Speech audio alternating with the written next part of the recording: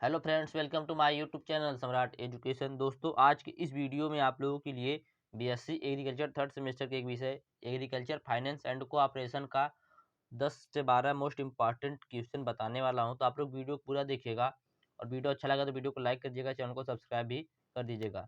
और यदि आप लोगों को इसका पीडीएफ चाहिए तो डिस्क्रिप्शन में व्हाट्सएप ग्रुप का लिंक और व्हाट्सएप नंबर दिया गया है, मैसेज करके आप लोग इसका पीडीएफ ले सकते हैं।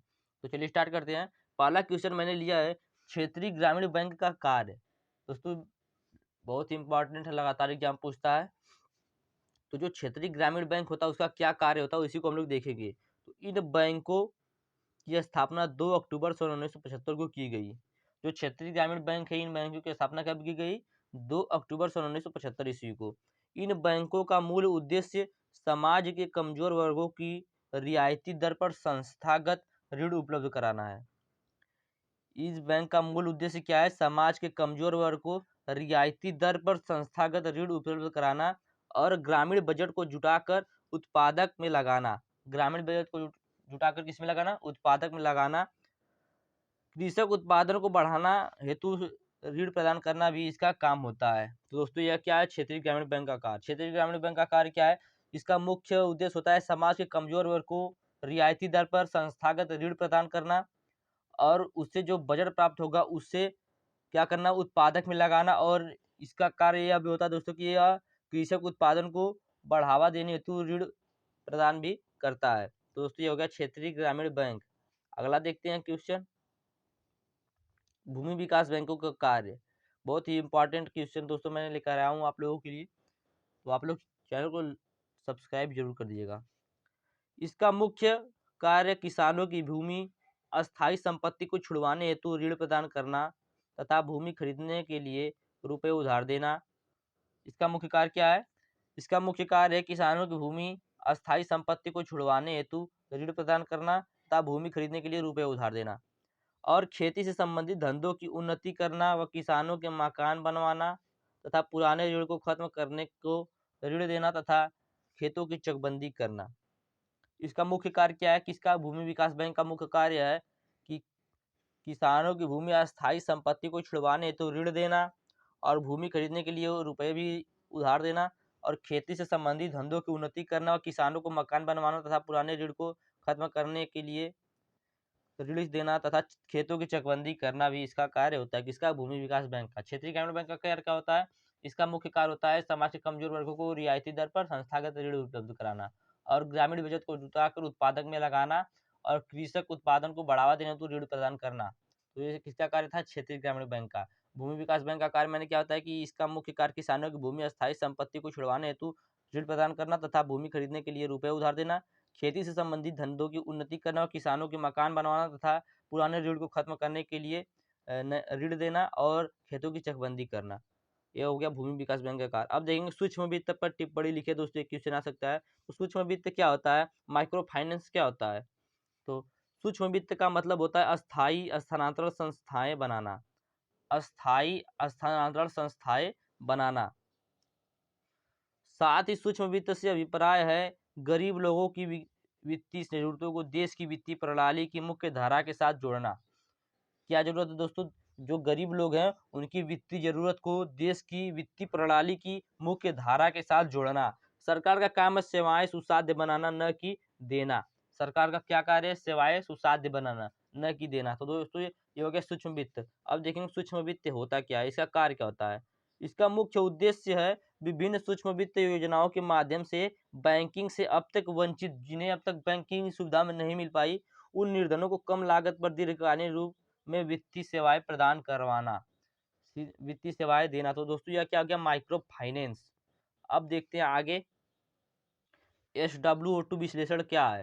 तो दोस्तों, बहुत ही इंपॉर्टेंट है SWOT विश्लेषण। SWOT विश्लेषण एक ढांचा है जिसका उपयोग कंपनी की प्रतिस्पर्धा स्थिति का मूल्यांकन करने और रणनीतिक योजना विकसित करने के लिए किया जाता है। SWOT विश्लेषण एक ऐसा ढांचा होता है जिसका उपयोग कंपनी की प्रतिस्पर्धा स्थिति का मूल्यांकन करने और रणनीतिक योजना विकसित करने के लिए किया जाता है। SWOT विश्लेषण आंतरिक और बाहरी कारकों के साथ साथ वर्तमान और भविष्य की क्षमता का भी आकलन करता है। अब दोस्तों, मैं आप लोगों को एक जो क्वेश्चन बताने वाला हूँ, लॉन्ग क्वेश्चन रहेगा और उससे आपका 5 से 6 क्वेश्चन क्लियर हो जाएगा। इसमें सबसे पहले हम लोग देखेंगे कृषि साख का क्या अर्थ है। Meaning of agriculture credit in Hindi. तो क्या है दोस्तों, साथ जो साख शब्द होता है, साख शब्द अंग्रेजी क्रेडिट का अनुवाद है। जो साख है वह क्रेडिट को दोस्तों हिंदी में साख कहते हैं, तो यह अंग्रेजी का अनुवाद है क्रेडिट का। और क्रेडिट शब्द की उत्पत्ति लैटिन शब्द के क्रेडो से हुई है, जिसका अर्थ होता है विश्वास या भरोसा। साख शब्द का अनुवाद है, अंग्रेजी अनुवाद क्या है, क्रेडिट। क्रेडिट शब्द की उत्पत्ति लैटिन शब्द के क्रेडो से हुई, जिसका अर्थ होता है विश्वास या भरोसा। तो हम कह सकते हैं साख का अर्थ होता है विश्वास या भरोसा। अर्थशास्त्रियों ने साख के विभिन्न अर्थ दिए हैं, तो देखते हैं क्या दिए है। व्यापार में साख का अभिप्राय ख्याति से होता है, वहीं खाते में साख का अर्थ देनदारी से होता है, और अर्थशास्त्र में साख का अर्थ भविष्य में वस्तु या सेवा के भुगतान करने से होता है। ऋणदाता एवं ऋणी में विश्वास या भरोसा होता है। दोस्तों यह हो गया साख का अर्थ। साख का अर्थ क्या होता है, यदि हम व्यापार में साख का अर्थ देखेंगे तो हमारी ख्याति होगी, कितना नाम हो रहा है वह होगा। और यदि खाते में साख का देखेंगे तो देनदारी होता है। और अर्थशास्त्र में यदि साख का महत्व देखेंगे, साख का अर्थ देखेंगे, तो भविष्य में वस्तु या सेवा के भुगतान करने से होता है। और ऋणदाता एवं ऋणी में विश्वास या भरोसा होता है, क्या, साख। अब देखें कृषि साख का अर्थ। कृषि साख का अर्थ क्या होता है, कृषि साख का अर्थ उस मुद्रा या पूंजी से होता है जिसे कृषक भविष्य में लौटाने के वायदे पर लेता है। कृषि साख का अर्थ उस मुद्रा या पूंजी से होता है जिसे कृषक भविष्य में लौटाने के वादे पर लेता है, चाहे वह पूंजी मुद्रा फार्म के खर्च के लिए ली गई हो और या परिवार के घरेलू खर्चे चलाने के लिए ली गई हो। तो दोस्तों यह क्या है, कृषि साख का अर्थ है। आगे देखते हैं कृषि साख की परिभाषा।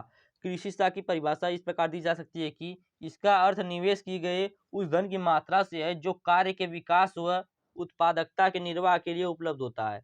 कृषि साख की परिभाषा इस प्रकार दी जा सकती है कि इसका अर्थ निवेश किए गए उस धन की मात्रा से है जो कार्य के विकास व उत्पादकता के निर्वाह के लिए उपलब्ध हो। आगे देखते हैं कृषि वित्त क्या होता है। कृषि वित्त से अभिप्राय कृषि व्यवसाय में विभिन्न कार्यों को करने के लिए पूंजी व्यवस्था से है। कृषि वित्त से अभिप्राय कृषि व्यवसाय में विभिन्न कार्यों को करने के लिए पूंजी की व्यवस्था से होती है। देखते हैं किसानों की इसकी आवश्यकता के प्रमुख स्रोत क्या है।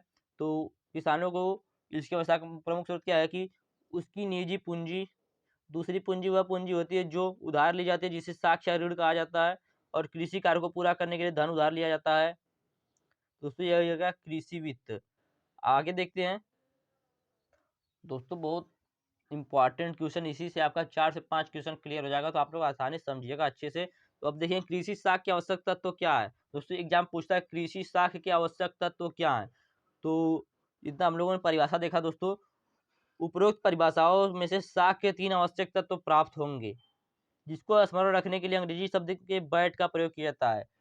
तो अंग्रेजी शब्द के बैट का प्रयोग किया जाता है। बी का मतलब होता है दोस्तों बिलीफ, ए का मतलब होता है अमाउंट, और टी का मतलब होता है टाइम।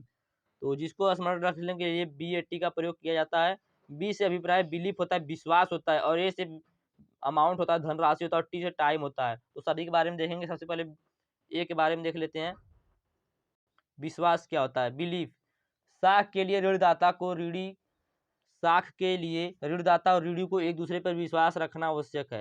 यदि दोनों को एक दूसरे पर विश्वास नहीं तो लेन देन संभव नहीं होता है। जैसे आपने किसी को पैसा दे रहे हैं आप, तो आपको उसके ऊपर विश्वास रहना चाहिए कि हाँ वो मेरा पैसा मुझे लौटा देगा, या किसी भी रूप में आप उसके ऊपर विश्वास करेंगे तभी आप उसको अपना ऋण देंगे, नहीं तो यह ऋण यहाँ पे लेने देने का जो संभव नहीं होगा।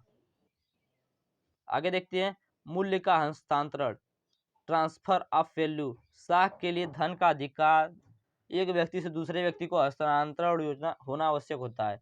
साख के लिए धन का अधिकार एक व्यक्ति से दूसरे व्यक्ति को हस्तांतरण होना आवश्यक होता है। आगे देखते हैं तीसरा था टाइम। साख के लिए आवश्यक है कि रुपया लेने और उसका भुगतान करने के बीच समय का अंतर कितना है। दोस्तों ये हो गया टाइम के आधार पर। अब देखेंगे कृषि साख या कृषि वित्त का वर्गीकरण। कृषि साख या कृषि वित्त का वर्गीकरण। इस प्रकार का ऋण लेने वाले को उसकी अचल संपत्ति जैसे भूमि, मकान आदि को बंधक रख कर दिया जाता है। संपत्ति ऋण लेने वाले के पास ही रहती, किंतु उस पर स्वामित्व ऋण देने वाले व्यक्ति या संस्था का रहता है। ऋण का भुगतान करने से पहले ऋण लेने वाला व्यक्ति किसी अन्य व्यक्ति को बंधक रखी हुई संपत्ति को न तो बंधक रख सकता है और न ही बेच सकता है। दोस्तों क्या बताया जा रहा है कि इस प्रकार का जिसको ऋण लेना है उसकी अचल संपत्ति जैसे भूमि या मकान आदि को, इन सभी को बंधक रखकर दिया जाता है। संपत्ति ऋण लेने वाले के पास ही रहती है, जो आपकी संपत्ति रहेगी ऋण लेने वाले के पास ही रहेगी, किंतु उस पर स्वामित्व जो रहेगा वह ऋण देने वाले व्यक्ति या संस्था का रहता है। ऋण का भुगतान करने से पहले ऋण लेने वाला व्यक्ति किसी अन्य व्यक्ति को, जैसे कोई व्यक्ति दोस्तों वह दूसरे से पैसा ले लिया अपने जमीन का, फिर दूसरे से पैसा नहीं ले सकता। तो ये बताया जा रहा है कि पहले ऋण लेने वाला व्यक्ति किसी अन्य व्यक्ति को बंधक रखी हुई संपत्ति को न तो बंधक रख सकता है और न ही बेच सकता है। आगे देखते हैं। तो दोस्तों उम्मीद करते हैं आप लोगों को जो मैं बता रहा हूँ समझ में आ रहा होगा।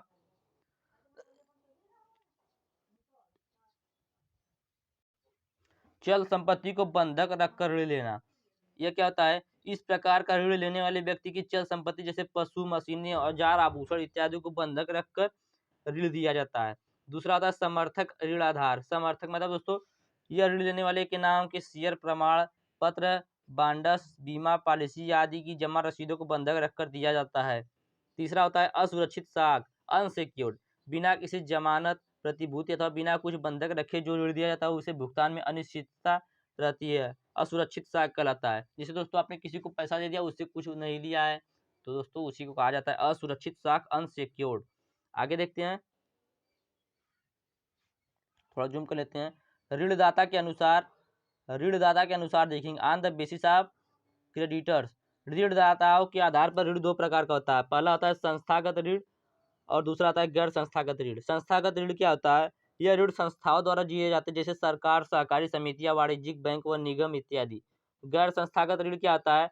यह ऋण विशेष किसी व्यक्ति विशेष द्वारा दिया जाता है, जैसे साहूकार, व्यापारी, आढ़तिया, संबंधी इत्यादि। दोस्तों तो जो ऋण होता है कितने प्रकार का होता है? ऋणदाताओं के आधार पर दो प्रकार का। कौन कौन सा? संस्थागत ऋण, गैर संस्थागत ऋण।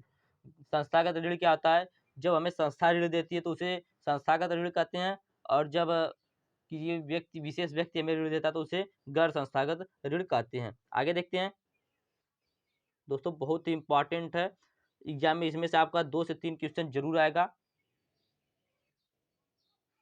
थोड़ा जूम कर लेते हैं। समय के आधार पर देखेंगे।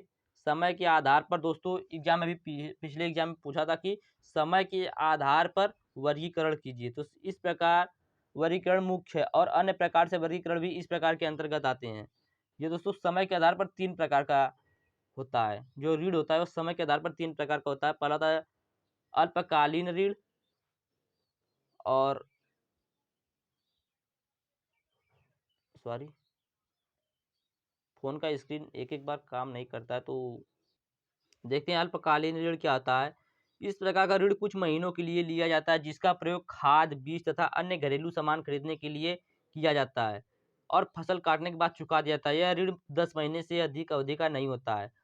ऋण 3 प्रकार का होता है। पहला होता है अल्पकालीन ऋण। अल्पकालीन ऋण क्या होता है? इस प्रकार का जो ऋण होता है वह कुछ महीनों के लिए लिया जाता है, जिसका प्रयोग खाद, बीज तथा अन्य घरेलू सामान खरीदने के लिए किया जाता है और फसल के कटने के बाद चुका दिया जाता है। यह ऋण 10 महीने से अधिक अवधि का नहीं होता है। दूसरा होता है दोस्तों मध्यकालीन ऋण, मीडियम टर्म क्रेडिट। यह क्या होता है? इस प्रकार का ऋण औजार, पशु तथा मशीनें खरीदने के लिए लिया जाता है। इसकी अवधि 15 महीने से अधिक व 5 वर्ष या इससे कम की होती है। इस जो दोस्तों मध्यकालीन ऋण होता है, इस प्रकार का ऋण जो होता है वह औजार, पशु तथा मशीन खरीदने के लिए लिया जाता है। इसकी अवधि 15 महीने से ऊपर और 5 वर्ष से अधिक, 5 वर्ष से कम तक की होती है। और तीसरा क्या होता है दोस्तों? दीर्घकालीन ऋण। उसको देख लेते हैं। दीर्घकालीन ऋण क्या होता है? इस प्रकार का ऋण कृषक द्वारा भूमि खरीदने, पंपिंग सेट, ट्यूबवेल बनवाने, पशुओं के लिए मकान बनवाने, गोदाम बनवाने या अन्य किसी प्रकार का मकान बनवाने, ट्रैक्टर खरीदने तथा पुराने ऋणों को चुकाने के लिए किया जाता है। यह ऋण 15 से 20 वर्ष की अवधि तक चलते हैं।